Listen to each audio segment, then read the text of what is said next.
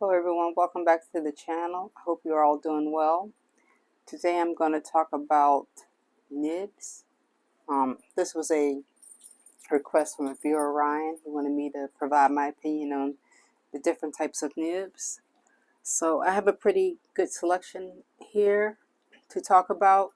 He wanted me to talk about, I believe he said soft versus firm, and steel versus gold versus titanium and versus palladium, I believe. I don't have any palladium or titanium, but I do have stainless steel on up to 18 karat. So I'm going to give my impressions of these nibs. All of these pens are some of my favorites, so I'm not going to have anything negative to say about the pens themselves.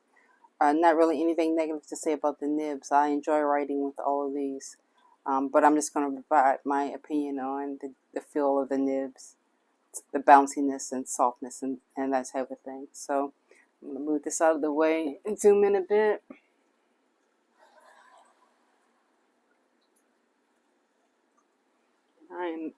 Like I said, I'm not a nib expert by any means, but I think I can talk about these, at least provide my opinion of them. So this first pen is the Crossbay Light. And this has a very firm but small nib.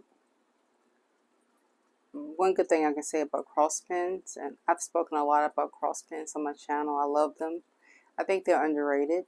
But one of the best things about them is that I've never had to tune any of my cross pens, the nibs. Haven't had to smooth them or anything. They've all worked. It's perfect out of the box. But this is definitely no exception. So again, this is the Crossbay Light, and I'm just going to talk about the nibs today, not so much the pens or weight or anything. So Crossbay Light, and this is a super smooth writer, and it's a fine point, and I'm going to call this a Cross stainless steel.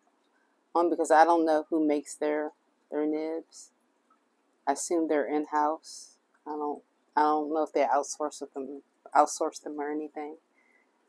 But there is no line weight variation with this. It is super firm.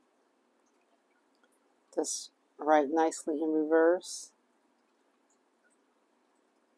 Yeah, so that's it. The Crossbay Light.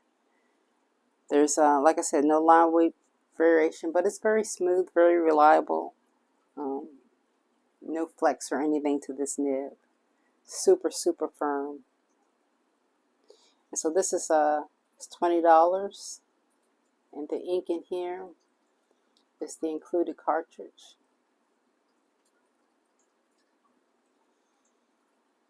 And one thing I tried to do is to make sure all of these pens had a similar style of ink in them. I really wished I could have inked them all up with the same, but I tried to put similar types of ink in them for the ones that have converters.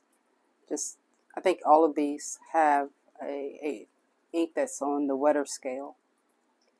So this next pen is one of my favorites. This is the Hardy Penwright 10T Traveler. I did talk about this in a previous video, but this is definitely one of my favorites. And that's the Hardy Penwrights. And this is a number 6 Yovo stainless steel. It's a fine as well. So the pen is Hardy Penwrights.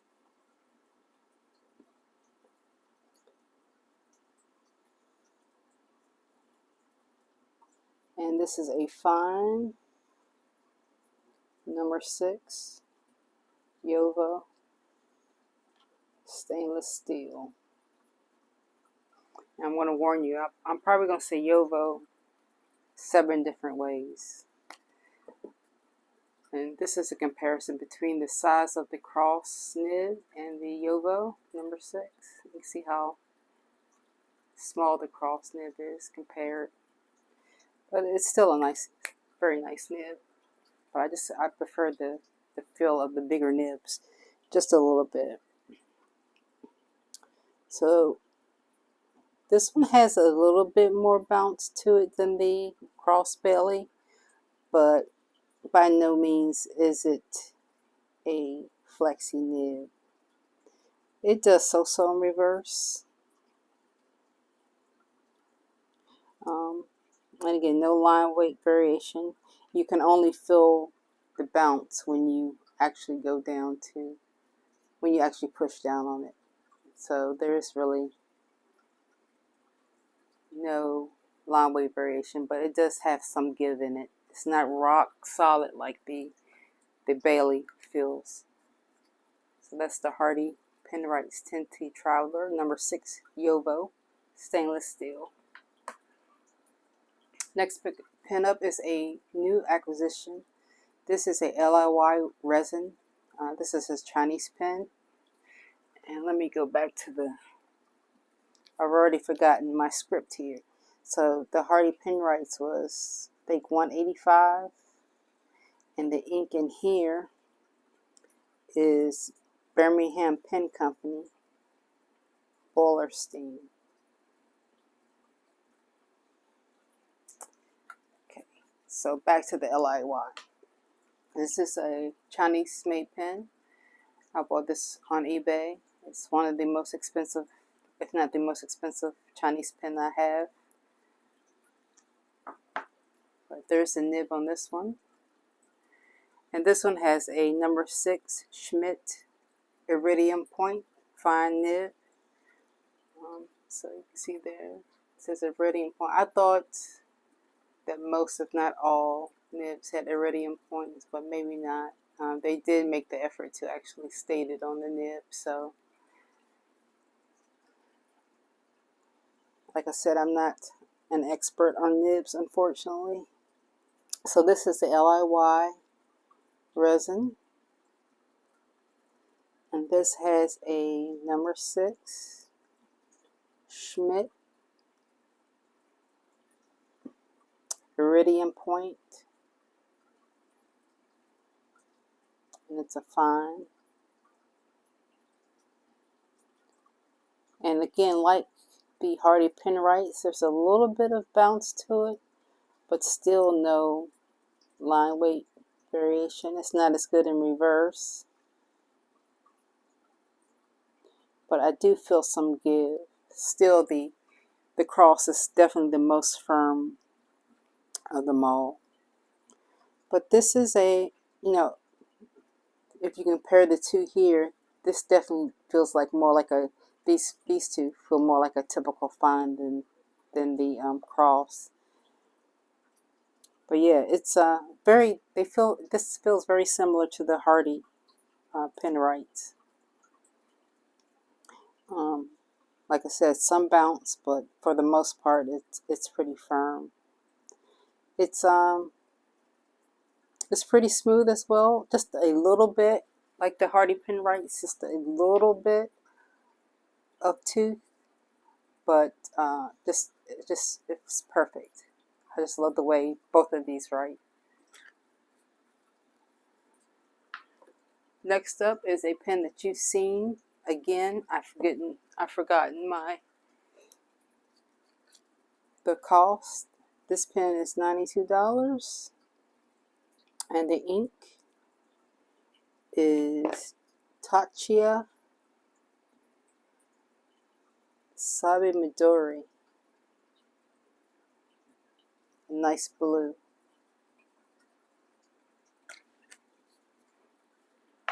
Okay, I'm not going to forget any more.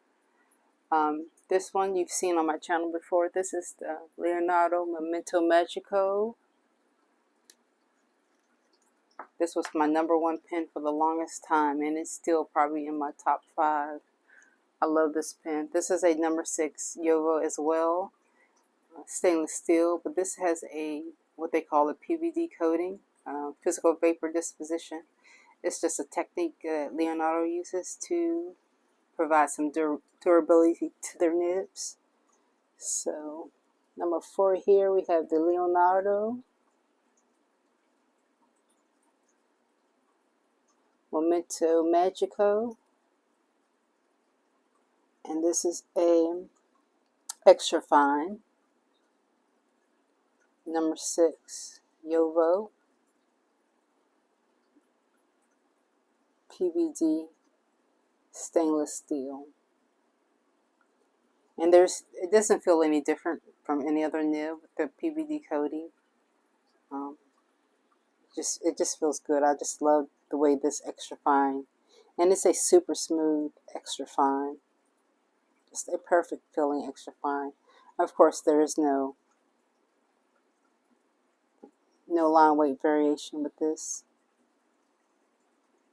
but I mean, for an extra fine, this writes flawlessly. There's no, it's not digging into the paper at all, except on reverse, but no, it's just an excellent pen. I love this pen.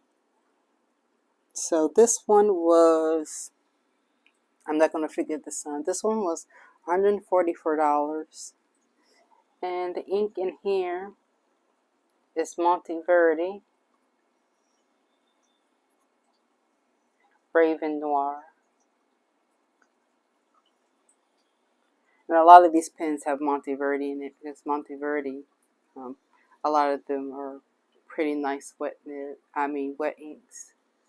So that's the Leonardo Memento Magico. Not really any tooth or anything to this pen. It's just, you know, a nice smooth extra fine.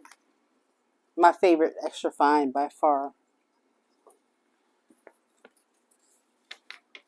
So next we have the Lamy Skeleton. This is a recent purchase. I have a lot of issues with the pen itself, but the nib, you know, I like quite a bit. So this is a fine. This is a Bach nib, and it's a fine. This is a Lamy there, and I think there's an F.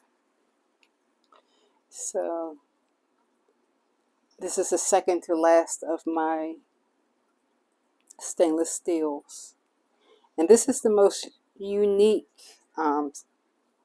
stainless steel because it feels like a gold nib. It has a lot of bounce to it. So this is a fine, and it's a Bach nib, and it looks like to be a number 6 as well. I think. Let me compare it. Alright. They look about the same. Maybe the Leonardo's a little bit bigger. I think the Leonardo is a little bit bigger.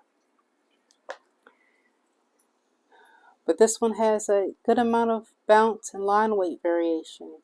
It feels a lot like a gold nib.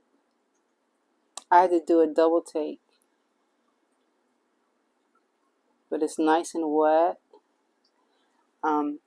I did have to smooth this one. This was not very good out of the box. I had to smooth this quite a bit, but now it's perfect. And I did change the ink. Before I had dye mine Earl Grey, which is one of my favorite inks, but it's also a very dry ink. So I switched up the ink and smoothed it out, and it's much better now.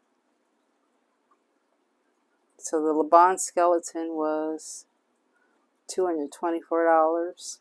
And the ink in here is Monteverde Smoke Noir. So I was getting ready to say, if you wanted the feeling of a gold nib pen for a smaller price, but the price is not really that small. $224. I guess it's not really cheap. The Pilot E95S's are quite a bit cheaper than this, but if you like these looks, but again, I'm not going to go into the pen. The pen has a lot of issues that, or characteristics, I would say, that I don't like. But the nib it's pretty flawless right now. So that's the Laban skeleton with the fine Bach nib. And the last stainless steel is a Jinhao X450. And the Jinhao X450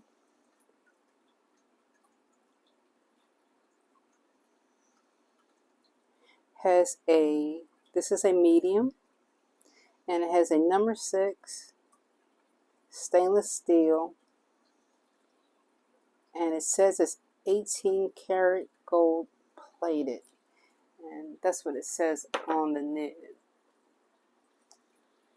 And the 18 karat gold plating, I don't really see any difference in the way this feels than, I would say, the cross. It's very similar to the way the cross feels. It's very firm. The plating has really no effect on any bounce or anything. I think it's just plating, maybe for durability. I'm not sure. It does write very nicely in reverse. And this is a very, I'm all out of frame. This is a very slick feeling pen. It almost feels like you're on glass, like you're gliding. It is the smoothest pen here, and it's it is. I mean, the combination of this ink and the smoothness of this nib. I don't know if something can be a little bit too smooth. I think this is kind of pushing it towards too smooth, but it's a very nice pen to write with. This is very, very slick, I would say. It just glides across the page. And so this was a whopping $9. And the ink in here is Monteverde, Mercury Noir. So I was just saying here, there's no line weight variation or anything. This is a very, very firm. It does bounce a little bit, but it's pretty firm. Just like as I said, the cross nib, they feel a lot alike. But this is an excellent pen for $9. So that's the last of the stainless steels. I'm going to switch on over to gold nibs now. So this is a 10 karat gold pen. I'm only 10 karat gold. And this is a Hero H718. This was purchased with the LIY, and this is a safety pen. And it has one of those, small nibs, but it's a 10 karat gold nib. You can see there for focus. It's 10 karat.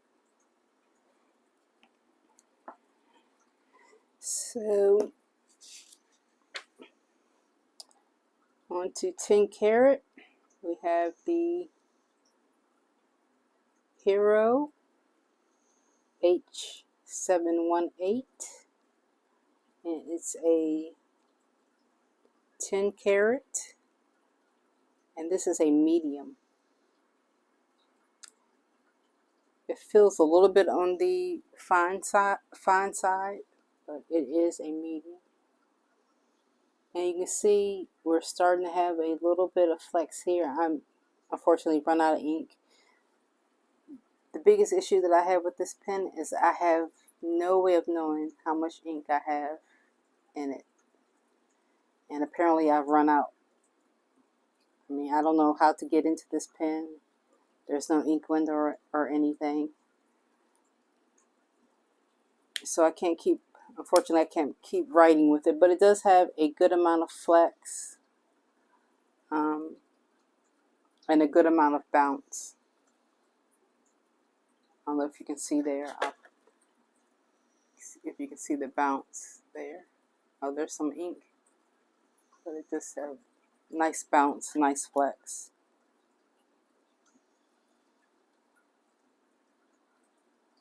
But of course, you don't want to push it too much because it'll start to railroad. And so this pen, like the LIY, was $92, and the ink in here is Diamond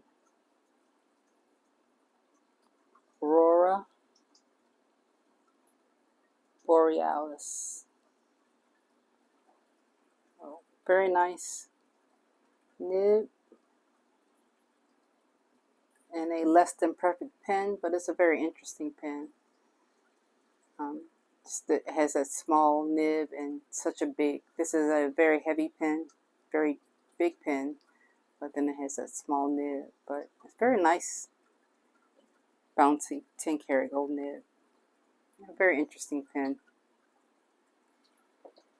So next we're going to go to our 14 karat, and you should be aware of this one. I did a video on this one. This one took a bit of getting used to for me, but now it is definitely one of my favorites. So we're moving on to 14 karat gold. And the first one is this one, the Palette Custom 823. This is also a pretty firm nib. Although it's a gold nib, it's pretty firm. So this is as you can see, a medium 14 karat gold.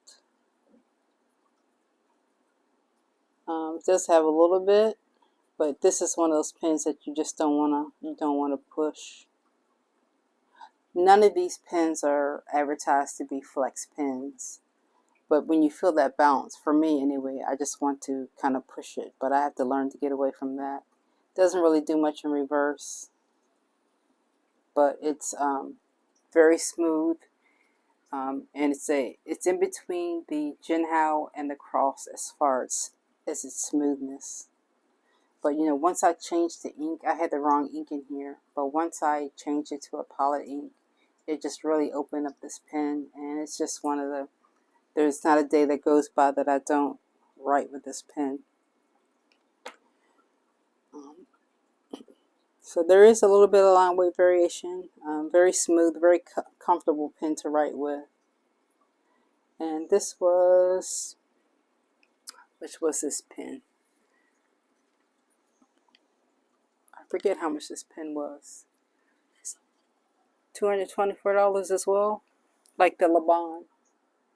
$224, and the ink in here is Palette Iro Shizuku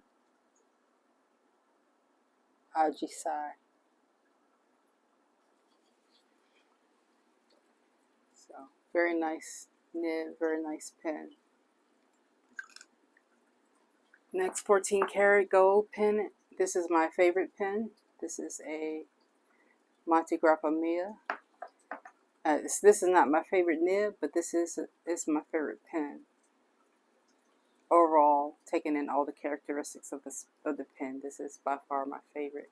Now, if I could get the phone to focus. So there's the nib. Beautiful nib. So this is a Montblanc Mia. And this has a Jonathan Brooks resin, which is one of the reasons why it's one of my favorite, or it is my favorite pen. And this is a fine 14 karat gold as well. And also another firm 14 karat gold nib. But this is a very reliable, very consistent. I've never had any issues with this one. It's just beautifully smooth. What I would call a satisfying pen to write with. It's perfect. There's some bounce here, but for the most part, it's pretty firm. It's just a lovely pen to write with. And the fine point's pretty consistent, I think. Feels like a fine. And this one was, it's a little bit on the pricey side. It's $550. And the ink in here is Diamine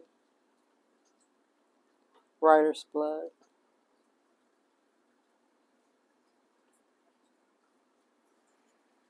So, very nice pen. Very nice nib. And this is a pen that you all should be familiar with as well. This is the Lamy Dialogue CC. If you see how how thick that is, and this is just a medium. So this is a medium, but it writes like a broad. Medium, 14 karat gold. And there's the nib. Does that say medium? It feels so much thicker than a medium on paper. So it's, it's very broad, very wet, but also extremely smooth, very reliable. Again, I've had no troubles with this pen at all. It's a beautiful writer. This pen I would think would be great for like long writing sessions. It's just very, for me, comfortable to write with. It's a perfect pen. Super firm. No bounce in the nib really. No line weight variation, but still very nice. And this as well is an inexpensive pen. It's $351. And the ink in here is another Monteverde Azure Noir. This is a good pen to color with. But that's the Lamy Dialogue CC, 14 karat gold. I have one more 14 karat gold pen here. And this is the most unique pen. I just bought this last week. So this is a Pilot Custom Heritage 912 with the FA nib.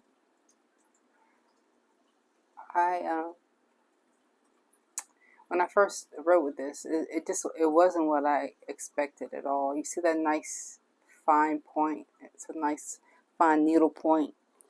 But when you write with it, there's just so much bounce, so much flex to it. It's beautiful to write with. And I always want to print with this pen for some reason. Pilot Custom Heritage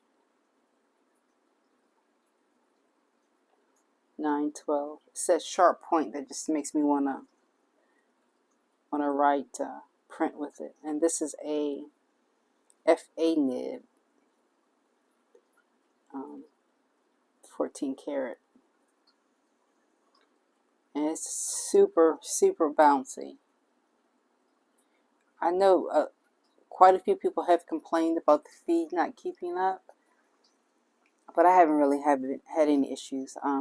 I haven't really pushed it far either, so I think my feed is working okay, I guess. It depends on how wide you want to go. You see how wide that gets? So it goes from that to this and everything in between. Very unique, very bouncy nib. It's almost similar to, I would say, some of my vintage Watermans in the way it flexes there. A very interesting nib. It's lots of line weight variation, as you can see. It's fairly smooth writer. There's a little bit of tooth to it, but smooth enough for me, at least. So this was $164. Not bad for a 14 karat gold. And the ink in here, I think I'm running out. Ink is Palette Iroshizuku, and this one is Kujaku.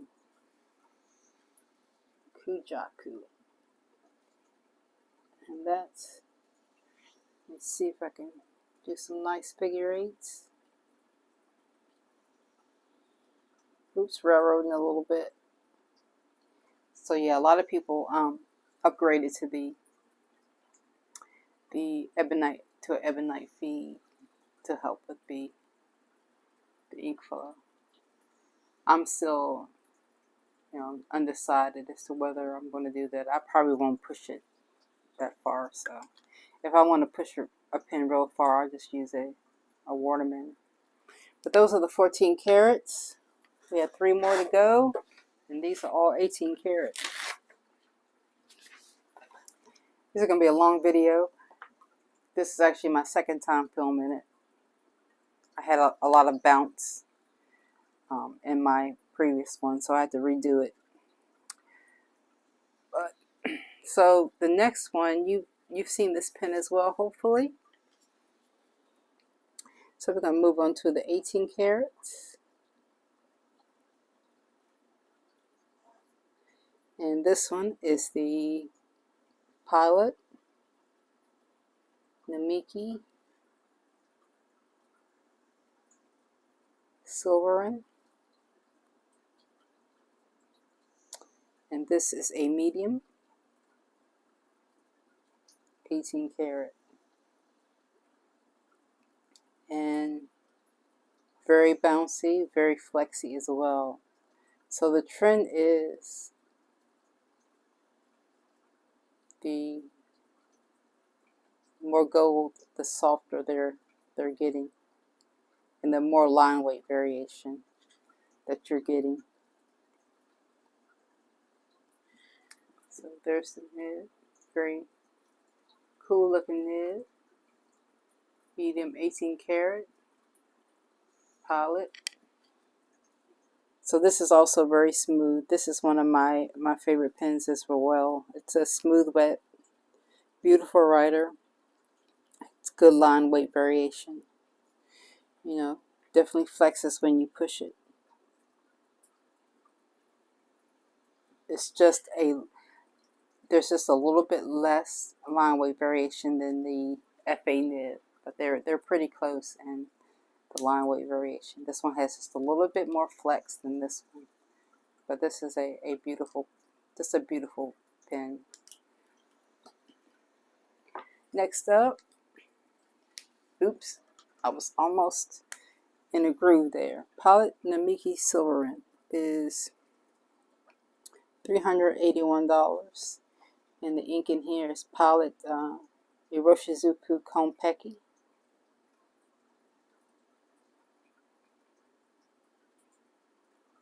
A nice ink, nice bluish green. Next, 18 karat gold. I've reviewed this pen as well. It's the Platinum Classic Maquille, and this is a medium that's on the finer side, 18 karat. You can see how that medium is a lot thicker than this medium.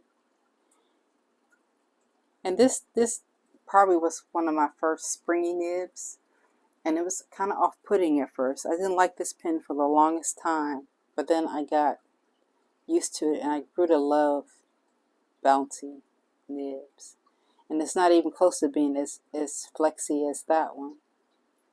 It does have line weight variation, but nothing like the last two. Writes nicely in reverse. And this is not a smooth writer by any means, but it's still very nice to write with. It's reliable. I haven't had any issues with it at all. I didn't smooth it. I just kind of got used to the tooth. This is probably, of all the pens, this is probably the toothiest, I would say. but it's still very nice.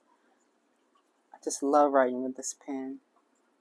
It also has a pretty small nib like the Cross pen, but this feels very good to write with. So that's the palette Namiki Classic Maki. I said Namiki is platinum, and I said palette. It's a platinum classic Maki. And the price on this one was $196. And the ink in here is the included cartridge. And I like to always mention prices because when I'm watching a video, I like to know that up front. If the characteristics of the pen and the cost are something that, you know, I'm willing to go for. So that's the only reason. It's just because I like to know what the cost is when I'm watching a video. The last pen is a Visconti Homo Sapiens Dark Crystal. One of my favorite pens as well. Like all of these are just definitely in my top list as far as pens. So this is a Visconti Homo Sapiens. I have two other Homo Sapiens, but this is my favorite because it has the ink window. The other two, I have no idea how much ink I have in them. I'm not a very good pen filler. I tend to underfill my pen. So if I don't have an ink window, 9 times out of 10, I don't have enough ink in it. So my other Homo Sapiens, I often run out of ink in the middle of doing things. But this is a 18 karat medium. And it's kind of like the Maki. They have similar, I would say, similar line weights. And although it bounces, there is no really line weight variation to speak of. It kind of tricks you into thinking there's going to be some, but there is none. I guess it could if you really pushed it, but I really don't want to spring, you know, my tines or anything. But that's the Visconti Homo Sapiens, and I pretty much keep the same ink in here because it does tend to stain. This lava pretty much it's like tofu. Tofu takes on the flavor of whatever you cook it in. So this will stain whatever ink you put it in. So I did order an ink well, so hopefully that'll help. But I pretty much always ink this up with the Monteverde. So this is the price. I'm just gonna say obscene. I'm not even gonna mention the price. I can't even write it. The ink in here is Monteverde Mulberry Noir.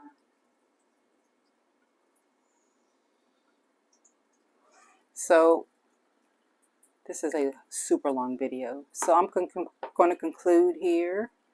And so my overall conclusion is gold is not better than stainless steel as far as the writing experience to me. I mean, I love writing with the Hardy as much as I love writing with this. It's just based on what you want. If you really like flex, then gold is the way to go. I think the Laban is an exception as far as flex goes. But I think for the most part, if you just get a pilot, whether you get a Metropolitan or you get a custom A23 or E95S, just get a pilot and you'll be happy. I mean, you just can't go wrong with these pens. So that's pretty much, I don't want this to be an hour long. I probably could go on quite a bit more, but yeah. I love the stainless steel just as much as the gold ones. And you have a lot of options as far as stainless steel. You have the Hongdians that are good as well, as I mentioned before. The pilot, The inexpensive pallets are good. You have Lamy, you have Kaigaloo, and a lot of these companies, they all use Yogo nibs, so you can get the same experience. This 10 karat feels nice, and this one is just in a league of its own, the custom. So yeah, I really, I mean, if spend $20 and this can give you all you need. It won't give you any flex, but it's a good writer. So it does 10, except for the Lamy Dialogue CC. The trend is that they do get bouncier and more line weight as you go up in gold. But there are a couple of exceptions. This one being an exception, and the Dialogue CC. This is a super firm nib pen. But I hope this was helpful. If you're still awake, thank you for watching. If you have any questions, like I said, I'm not an expert on nibs by any means, but I hope this was helpful. So until next time, everyone take care. Thank you.